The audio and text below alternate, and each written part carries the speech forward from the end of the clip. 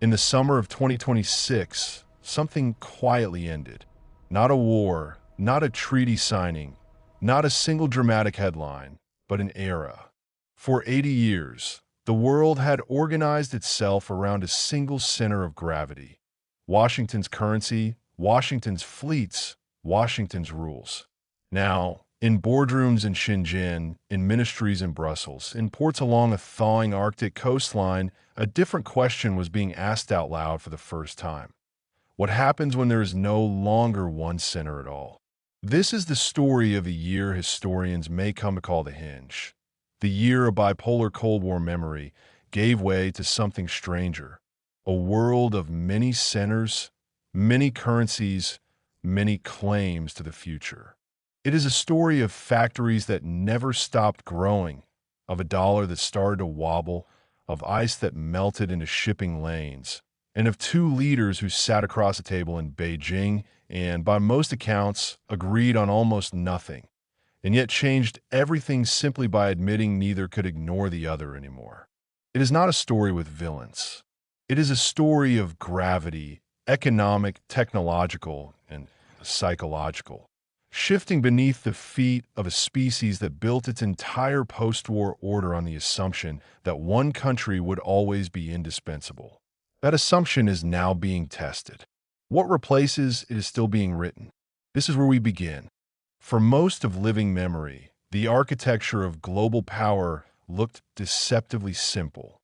After 1945, one alliance system built the rules, the institutions, the reserve currency, the security guarantees stretched across oceans.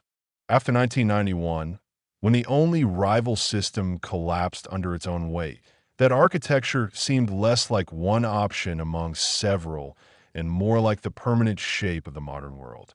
Historians would later call it the unipolar moment. It did not feel like a moment while it was happening. It felt like the end of history itself. But history rarely ends.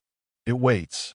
The seeds of what would unfold in 2026 were planted decades earlier in the deliberate, patient industrial strategy of a country that had once been dismissed as a low-cost workshop for other nations' factories. Beginning in the 2000s and accelerating through the 2010s, China absorbed manufacturing capacity at a pace with no true historical precedent. Not Britain's 19th century industrial revolution, not America's 20th century rise. Nothing in the record of nations quite matched the sheer scale of what was being built along the Yangtze, the Pearl River Delta, and the new manufacturing corridors of the interior provinces. By the mid-2020s, the numbers had become almost abstract in their size. A single country's factories could outproduce the combined industrial output of several of the world's other largest economies. Ships, solar panels, electric vehicles, batteries, drones, industrial robots. The physical stuff of the 21st century economy was increasingly built in one place. And increasingly, that place was not the country that had spent 80 years assuming it always would be. This was not simply an economic story. Industrial capacity has always been inseparable from strategic capacity. The nations that could outproduce their rivals in steel and ships in the 20th century were the nations that could outproduce them in tanks and destroyers when it mattered. The same logic, translated into the vocabulary of the 21st century, meant that a country capable of manufacturing electric vehicles, battery cells, and semiconductor-adjacent components at unmatched scale was also, whether anyone wished to say it plainly or not, a country capable of surging military production faster than its rivals in a crisis. Analysts began using a new term for what they were watching emerge: an electrostate, a nation whose power rested not on oil fields or naval tonnage alone, but on control of the electric stack, batteries, grids, chips, drones, and the robotics that assembled them all. Meanwhile, on the other side of the Pacific, a different and equally consequential shift was underway. Not industrial, but political and psychological. The United States, which had spent 8 decades defining itself as the indispensable guarantor of an open global order, entered the middle of the 2020s in a mood of retrenchment. A wave of political sentiment favored pulling inward, renegotiating or abandoning long-standing trade arrangements, questioning the cost of overseas alliances, prioritizing domestic industrial revival over global leadership for its own sake. Supporters of this shift argued it was a necessary correction, that decades of open trade had hollowed out domestic manufacturing, and that America owed its own citizens the same kind of industrial protection other nations had long practiced. Critics argued the retreat ceded ground that would take generations to recover, handing the very industries and alliances that had underwritten American primacy to a rising competitor almost by default. Both readings would find supporting evidence in the years that followed. Neither side fully anticipated how fast the ground would move. Trade tools that had once been used sparingly became routine instruments of daily statecraft. Tariffs rose and fell like weather systems, applied to allies and rivals alike, justified as leverage, as protection, as retaliation, as a message. Whatever the intent, the effect on the wider world was to introduce a level of unpredictability that traditional trading partners had not planned for. Long-standing allies in Europe and Asia found themselves recalculating. Quietly, how much of their own economic and security planning could still assume unconditional partnership with Washington, and how much now needed a backup plan. Into that uncertainty, China offered a contrasting posture. Rather than retreating, Beijing leaned toward openness, expanding trade relationships, courting nations across Africa, Latin America, Southeast Asia, and the Gulf with infrastructure financing, technology transfer, and market access. It was not altruism, it was strategy, and analysts were candid about that. But the contrast in optics was undeniable, and for many nations navigating both relationships, consequential. A country retreating into America first, nationalism stood beside a country actively, if selectively, embracing globalization's second act. For nations in the so-called Global South, long accustomed to choosing sides in a binary Cold War framework, the calculus was no longer binary at all. By early 2026, a new vocabulary had entered the discourse of foreign ministries and research institutes worldwide. Some analysts describe the emerging order as bipolar, a new great power rivalry between Washington and Beijing, echoing the structure, if not the ideology, of the 20th century's Cold War, this time organized around managed coexistence and mutual economic dependence rather than open confrontation. Others rejected the bipolar framing entirely, arguing that power in 2026 was too dispersed, too networked, too dependent on regional actors. The European Union, India, the Gulf states, a resurgent set of middle powers to be captured by any two-pole model. The term gaining traction in some circles was polycentric, an order with many centers of gravity rather than one, or even two. Both camps could point to real evidence.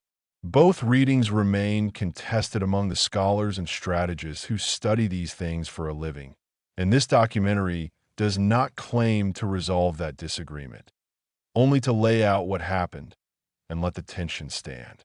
What was not contested was the underlying arithmetic. By 2026, the United States still accounted for roughly a quarter of global economic output by market exchange rates, a testament to the enduring strength of its currency and capital markets. China's share, measured the same way, sat somewhat lower in the high teens, but measured differently by purchasing power rather than exchange rate. The picture shifted meaningfully in China's favor, reflecting the sheer physical scale of what its economy actually produced rather than what it was priced at in dollars.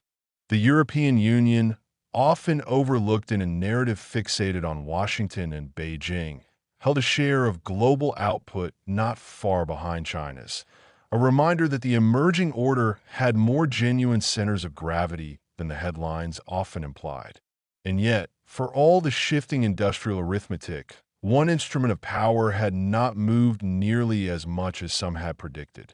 The dollar remained embedded in the plumbing of the global economy, still settling the overwhelming majority of the world's cross-border transactions, still the reserve of choice for central banks from Tokyo to Riyadh.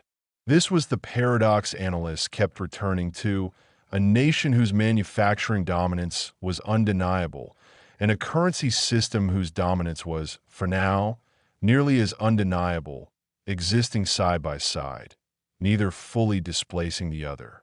Sanctions, capital controls, and financial statecraft remain tools that only one power in the world could wield with global reach, because only one power's currency ran through nearly every transaction on Earth. Some called this the last great fortress of American primacy. Others called it a fortress with cracks already spreading, pointing to slow but steady central bank diversification into gold, into other currencies, into early experiments with digital settlement systems designed explicitly to route around dollar-based sanctions risk. Which reading proves correct will likely take years, not months, to determine. And reasonable analysts disagree today about which crack, if any, will prove structural. The friction point where all of this converged most visibly was Taiwan. The island had functioned for decades as the fulcrum of U.S.-China tension, economically vital as the world's dominant producer of advanced semiconductors, strategically vital as a test of whether Washington's security guarantees still meant what they had once meant, symbolically vital to Beijing as an unresolved question of national unification going back to the Chinese Civil War. Through the spring of 2026, rhetoric around Taiwan's political status intensified without tipping into open conflict. Both Washington and Beijing, for all their friction elsewhere, appear to share an interest in avoiding the kind of crisis that could not be walked back. The relationship that emerged was neither warm partnership nor open hostility. Commentators reached for phrases like tense understanding or managed coexistence to describe an arrangement built less on trust, which remained low, and more on the recognition that both economies were now too intertwined, too mutually dependent on the other's rare earth minerals, consumer markets, and technology supply chains, for either side to force a complete rupture without inflicting serious damage on itself. That mutual dependence was made starkly visible when it came to rare earth elements, the unglamorous minerals essential to everything from fighter jet components to electric vehicle motors to the magnets inside modern wind turbines. Processing and refining capacity for these minerals had, over decades, concentrated overwhelmingly in China, largely because other nations had judged the environmental and cost burdens of refining them not worth bearing. By 2026, that earlier judgment looked, to many Western policymakers, like a strategic miscalculation of historic proportions. Washington could not meaningfully expand its own advanced manufacturing, defense production, or clean energy transition without securing reliable access to minerals it did not control the processing of. That leverage gave Beijing a card to play in trade negotiations that no tariff schedule could fully offset, and it was a card increasingly discussed openly, rather than left as unspoken subtext. The much-anticipated meeting between the American and Chinese leaders in Beijing in May of 2026 became, in retrospect, less a turning point in substance than a turning point in symbolism. By the conventional metrics that diplomats use to judge such summits, did trade tensions ease? Was there a breakthrough on Taiwan, on Iran, on artificial intelligence governance? The answers were, by most independent assessments, no across the board. Some commentators dismissed it afterward as a stalemate summit, a meeting that produced photographs but little substance. And yet, something less tangible did shift. The meeting itself, its very occurrence, communicated to the rest of the world that the two largest economies on Earth now regarded each other as permanent fixtures to be managed rather than problems to be solved or rivals to be defeated. That is a different kind of relationship than either superpower had operated under for most of the preceding decade, and many analysts argued its psychological weight mattered more than any communique. Away from the Washington-Beijing axis, 2026 also revealed how much the rest of the world's map of power had quietly redrawn itself.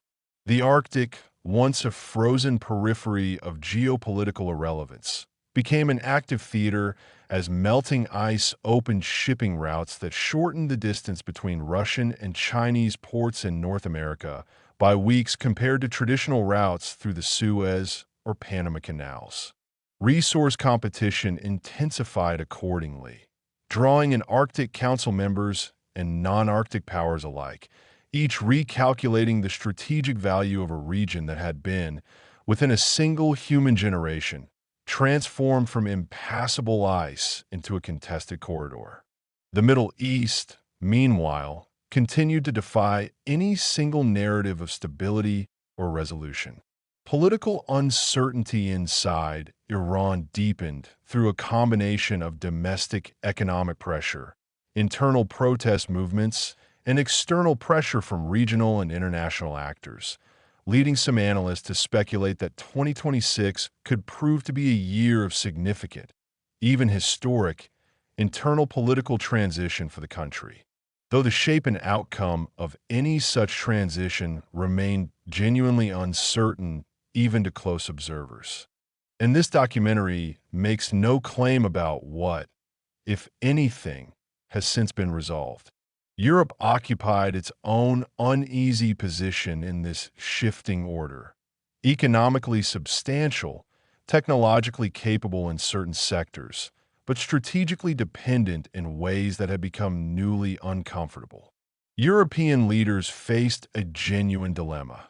Continue relying on American security guarantees whose long-term reliability now seemed less certain than at any point since the Cold War's end, or accelerate toward strategic autonomy in defense and technology, a path that would require investment and political consensus that had historically proven difficult for a continent of 27 sovereign governments to marshal quickly. Some nations edged toward deeper technological cooperation with China, drawn by access to advanced manufacturing and green technology at competitive cost, an option that carried its own long-term risks of dependency, simply pointed in a different direction than dependency on Washington.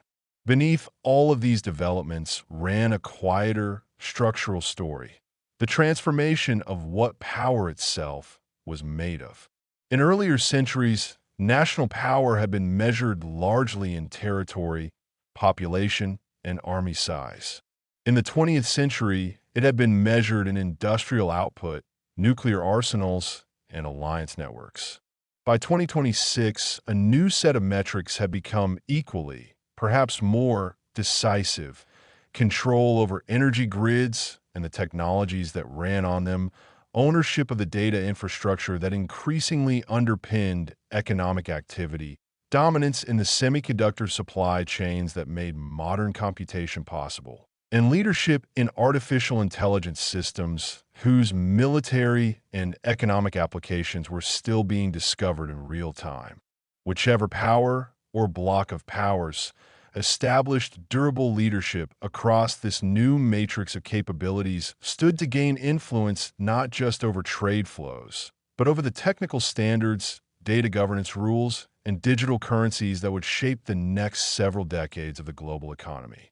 It is tempting, looking back at any single pivotal year, to search for a clean verdict, a declaration that one power rose while another fell, that history reached a tidy resolution. The record from 2026 resists that temptation. What emerges instead is a portrait of transition without conclusion.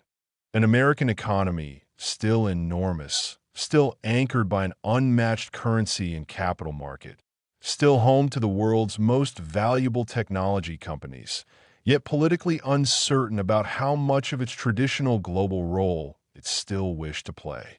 A Chinese economy of staggering physical scale and manufacturing depth, expanding its influence deliberately and patiently, yet facing its own structural challenges. A slowing population, a property sector still working through the aftereffects of earlier excess, and a political system whose long-term stability remains, like much else in this story, a matter of genuine scholarly disagreement rather than settled fact. A European Union searching for a role commensurate with its economic weight, but constrained by its own internal divisions.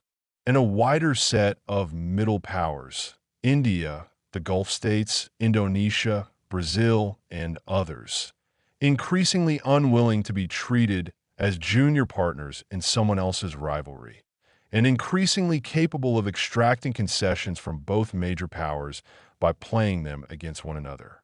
If there is a single thread that ties the year together, it may be this. The world did not simply trade one dominant power for another. It moved unevenly and often invisibly to those living through it, from a system built around a single center of gravity towards something more dispersed, more contingent, and considerably harder to predict. Historians studying earlier transitions, the decline of Spanish primacy in the 17th century, the slow eclipse of British global leadership across the late 19th and early 20th centuries, have long noted that such transitions rarely announce themselves with a single dramatic event. They accumulate in trade statistics and shipping routes and central bank reserves, until one day observers look up and realize the world has already changed beneath them. Whether 2026 will be remembered as the year that transition became undeniable, or simply one more chapter in a much longer and still unresolved story, is a judgment future historians will be better positioned to make than we are today. What can be said with more confidence is that the assumptions of the previous 80 years, that one currency, one navy, one capital would always anchor the system, were by the end of this year no longer assumptions anyone treated as automatic.